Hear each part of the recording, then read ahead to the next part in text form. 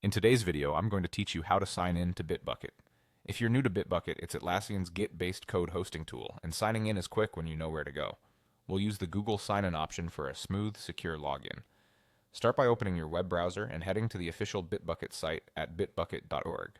I recommend typing the address directly into the bar to avoid spoofed links, and checking that the URL shows the correct domain before moving on. When the page loads, you'll be on the Bitbucket product page, which gives an overview of features and integrations with Atlassian tools like Jira. Next, look toward the top right of the page and click Sign In. This takes you to Atlassian's login portal, which is where all Bitbucket accounts are authenticated. You'll see several sign-in options here. Since we're using Google, find the button that says Google or Continue with Google. Clicking this lets Atlassian validate your identity through your Google account without you manually entering a password on this page, which is both convenient and secure. A Google account chooser will appear.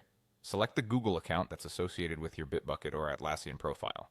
If you manage multiple accounts, double-check that you pick the one your team uses for Bitbucket access. Depending on your security settings, you may be prompted to confirm your identity, such as approving a notification or verifying with your usual method. Just follow the on-screen prompts and you'll be guided through automatically. After authentication completes, you'll be redirected back to Bitbucket. You should land on your Bitbucket dashboard or the last workspace you accessed.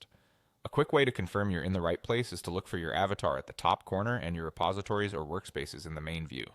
If your organization uses Atlassian's single sign-on, the experience will feel the same. You'll still start from the Bitbucket page, click Sign In, choose Google, and then select your account.